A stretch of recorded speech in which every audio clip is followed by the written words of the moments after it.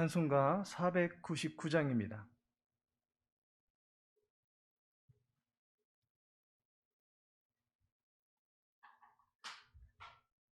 499장 흑암에 사는 백성들을 보라.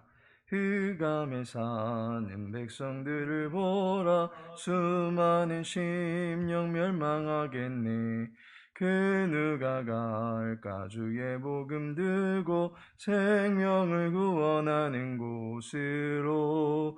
큰 권세 주께 있으니, 큰 권세 주께 있으니, 너는 가서 주의 복음 전하라. 주가 너 항상 지키리라. 구원의 문은 넓게 열렸으니 십자가 군병 일어나거라. 너희의 힘을 하나로 뭉쳐서 죄악의 쇠사슬을 끊어라. 큰 권세 주께 있으니, 큰 권세 주께 있으니, 너는 가서 주의 복음 전하라. 주가 너 항상 지키리라. 왜 너는 멸망길을 가려느냐? 주 음성 듣고 응답하여라. 널 구원하려 예수 죽었으니 생명의 참된 복음 전하라. 큰 권세 주께 있으니, 큰 권세 주께 있으니, 너는 가서 주의 복음 전하라. 주가 너 항상 지키리라. 온천하 만민 승리의 그날에 영광과 찬송 주께 드리네. 속죄함 입어 구원받았으니 기쁘게 할렐루야 부르세.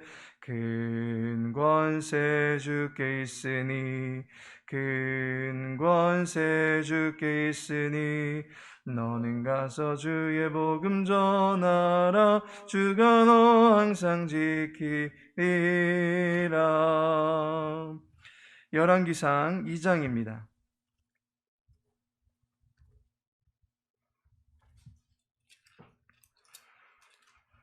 열왕기상 2장 28절에서 35절까지의 말씀입니다. 열왕기상 2장 28절에서 35절까지 우리 함께 읽도록 하겠습니다. 그 소문이 요압에게 들리매 그가 여호와의 장막으로 도망하여 제단 뿔을 잡으니, 이는 그가 다윗을 떠나 압살롬을 따르지 아니하였으나 아도니아를 따랐음이더라.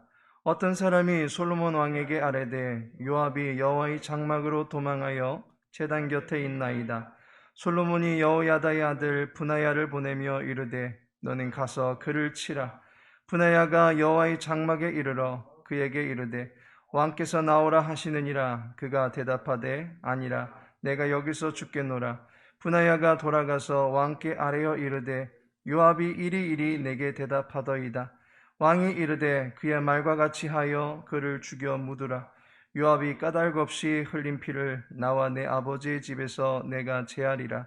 여호와께서 요압의 피를 그의 머리로 돌려 보내실 것은 그가 자기보다 의롭고 선한 두 사람을 쳤음이니, 곧 이스라엘 군사령관 넬의 아들 아브넬과 유다 군사령관 예델의 아들 아마사를 칼로 죽였음이라.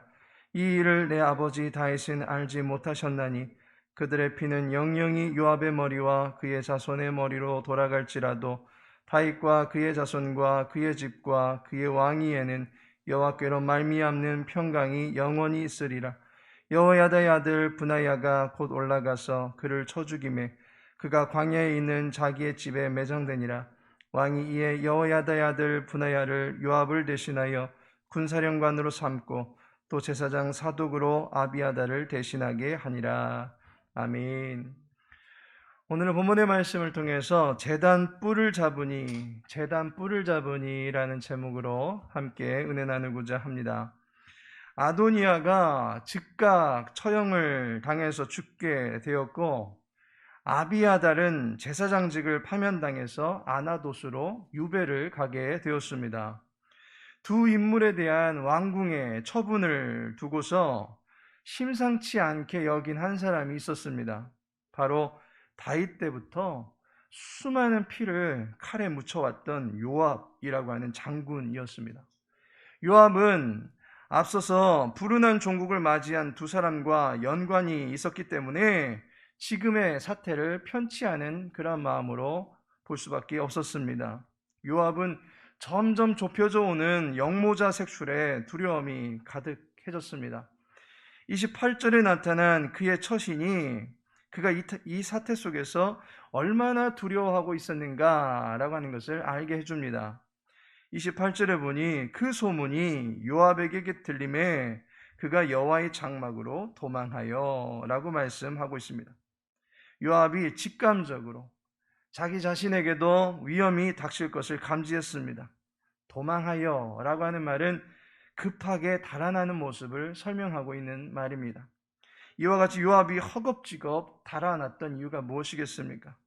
요압이 어떤 잘못을 저질렀고 그의 운명은 어떻게 되겠습니까? 본문의 이야기를 통해서 요압의 최후를 살펴보고 우리에게 주는 역사적 교훈을 나눠보고자 합니다.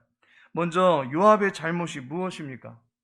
28절 말미에 보니까 그가 다윗을 떠나 압살롬을 따르지 아니하였으나 아도니아를 따랐음이더라 라고 말씀하고 있습니다. 요압 역시 제사장 아비아달과 범행의 성격이 비슷합니다. 아도니아를 따랐다라고 하는 것입니다. 그런데 그도 처음에는 다윗이 어려움을 당하고 있을 때 그와 함께했던 사람입니다. 예루살렘에서 압살롬으로 인해서 반역이 일어났을 때 왕실을 장악한 압살롬에게 무릎을 꿇기보다는 다윗과 함께 피난길에 오르는 편을 택했던 사람이었습니다. 그런데 그의 충심은 끝까지 유지되지 못했습니다. 다윗의 말년에 그는 아도니아라고 하는 새로운 지도자를 추종하게 되었습니다. 그의 배후에서 군사력을 지원할 것을 약조하고 군 지휘권을 장악하려고 했던 것입니다. 아도니아의 정권이 여호와의 뜻에 의해서 세워지는 것인가에 대한 관심은 기울이지 아니하고 오직 자신이 지닌 칼의 힘을 동원해서 한 왕조를 세우고자 하는 야욕에 불타올랐던 것입니다. 지난 시간에 아비아달의 결말을 보면서도 나누었지만 하나님께서는 처음 사랑을 간직한 충직한 일꾼을 귀하게 보십니다. 처음의 마음을 끝까지 유지하는 것이 충성입니다. 그것이 또한 성령의 열매다라고도 보았습니다. 영을 좇는 자는 생명과 평안을 결국에 보게 되겠지만 육신을 좇는 자는 사망이요 하나님과 원수가 되는 삶을 살 수밖에 없습니다. 요압은 그의 처음 마음과는 달리 자꾸만 마음이 허사를 도모하는 쪽으로 변질되어지고 말았던 것을 보게 됩니다. 결국 요압이 받은 처벌이 무엇입니까? 아도니아의 영모가 드러나고 그 배후에 제사장 아비아달과 군대 장관 요압이 있었다라고 하는 것을 밝혀줬습니다. 솔로몬은 이제 요압에게 어떤 처벌을 내립니까? 29절 말미에 보니까 솔로몬이 여호야다의 아들 브나야를 보내며 이르되 너는 가서 그를 치라 라고 말합니다. 브나야는 솔로몬 왕조가 들어서면서 새롭게 군 지휘권을 부여받은 인물입니다. 솔로몬은 그에게 요압 장수를 치라 라고 말합니다. 여기서 말하는 치라 라고 하는 것은 당장 가서 죽여라 라고 하는 그런 의미로 선뜻 이해가 되겠지만 또 다른 의미가 있을 수 있기 때문에 이 사건을 다른 각도에서 해석해 볼 수가 있습니다. 앞선 아비아달의 경우에는 솔로몬이 그가 마땅히 죽을 자이로되 라고 하면서 그의 가문의 공로를 정상 참작해서 목숨을 살려주었던 것을 보게 됩니다. 요압에게서도 비록 그의 영모가 드러나기는 했다 할지라도 그의 입장을 들어보는 것이 표면적으로는 필요한 것입니다. 그래서 솔로몬은 브나야에게 가서 그를 치라 라고 말하고 있지만 이 말의 의미는 그를 만나보라 라고 하는 의미로도 이해해 볼 수가 있는 것입니다. 솔로몬이 요압을 대면치도 아니하고 바로 처벌을 내릴 경우 그를 따르는 수많은 군병들의 원성을 살 것이 분명했습니다. 게다가 여호와의 성전 안에서 제단뿔을 부여잡고 있는 사람을 막무가내로 죽인다면 말씀을 수호하고 있는 왕실의 이미지에도 큰 타격을 입을 것이 뻔했습니다. 그래서 솔로몬은 신중하게 본 사건을 처리합니다. 그래서 먼저는 그를 만나보라 라고 했다는 것으로 이해해 볼 수가 있는 것입니다. 그렇게 요압에게 자신을 소명할 수 있는 기회를 주었던 것입니다. 그런데 요압은 브나야가 왔음에도 불구하고 브나야를 만나볼 생각은 하지도 않은 채 난 여기서 죽겠다라고 하는 자세를 취하고 있는 것을 보게 됩니다. 구차하게 목숨 따위는 구걸하지 않겠다라고 하는 것입니다. 자기의 죄와 함께 죽음을 택하겠다라고 입장을 보인 것입니다. 이에 솔로몬은 31절에 말하기를 그의 말과 같이 하여 그를 죽여 묻으라. 비로소 그렇게 심판을 내리고 있는 것입니다. 요압에 대한 처형 명령이 내려지게 된 것입니다. 그러면서 그가 심판을 받게 되는 이유를 구구절절히 설명합니다. 31절과 32절에 요압이 의로운 사람들의 피를 흘리게 한 고의적인 살인자다라고 하는 것을 부각시킵니다. 고의 살인에 대해서는 비록 그가 제단뿔을 잡았다 할지라도 그 제단에서 당장에 잡아내려서 죽여야 된다라고 하는 것을 율법이 명시하고 있습니다. 그로 인해서 요압에 대한 처벌 역시도 공의로운 처형이었다라고 하는 것을 부각시키게 되는 것입니다. 우리는 이러한 요압의 이야기를 통해서 알 수 있는 교훈이 무엇입니까? 바로 신앙의 형식을 벗어 던져야만 한다라고 하는 것입니다. 자신의 잘못이 드러나고 자신에게 점점 그 모든 것이 옥죄어 올 때에 요압이 무엇을 선택합니까? 28절에 보니까 그 소문이 요압에게 들림에 그가 여호와의 장막으로 도망하여 제단뿔을 잡으니 라고 말씀하고 있습니다. 요압이 상황이 불리하게 돌아가는 것을 감지하고서는 선택한 일이 무엇이냐면 여호와의 장막에 있는 제단뿔을 잡는 것이었습니다. 제단뿔을 잡는 것으로 보아서 그는 목숨을 부지하고 싶어 했다라고 하는 것을 알게 됩니다. 문제는 그가 자신의 잘못을 알고 있으면서도 제단뿔을 부여잡았다라고 하는 것입니다. 자신의 잘못이 드러난 이상 그가 할 수 있는 것은 제단뿔을 부여잡는 것이 아니라 진정한 회개가 필요했을 것입니다. 그저 제단뿔만 잡으면 살 수 있다라고 하는 형식적인 제도에만 그는 관심을 두고 있었던 것입니다. 제단뿔이 자기 자신을 살리는 것이 아닙니다. 반역과 배신 그리고 권력에 대한 욕심과 사사로운 복수심에 불타서 무고한 이들의 생명을 해한 모든 죄들에 대한 진정한 회개가 있을 때만이 그는 살아날 기회를 얻을 수 있었던 것입니다. 제단뿔을 부여잡기만 하면 된다라고 하는 그런 기계적인 원칙이나 형식 등이 그가 지녔던 죄의 그 모든 수치스러움과 모든 부끄러움들을 다 가리지는 못하는 것입니다. 제단뿔의 주인이 되신 여호와를 향한 진정한 회개와 함께 자신의 죄에 대한 공의로운 처벌을 받는 것이 요압 장수에게 요구되는 자세였던 것입니다. 하지만 그는 제단뿔만 만지면 된다라고 하는 그 형식에만 매달렸던 것을 보게 됩니다. 출애굽기 21장 14절에 보니 사람이 그의 이웃을 고의로 죽였으면 너는 그를 내 제단에서라도 잡아내려 죽일지니라 라고 말씀하고 있는 것을 보게 됩니다. 무고한 사람을 고의로 죽였을 경우에는 비록 제단뿔을 잡았다 할지라도 그 즉시로 처형되어야만 합니다. 요압은 자기의 죄를 용서받아야 될 절차는 거치지 아니하고 제단뿔을 잡으면 살 수 있다라고 하는 요식적인 행위에만 매달렸던 것을 보게 됩니다. 이것이 바로 껍데기 신앙이요 형식적인 신앙인 것을 보게 됩니다. 하나님께서 사랑하시는 성도 여러분, 예배드리러 나가는 것 중요합니다.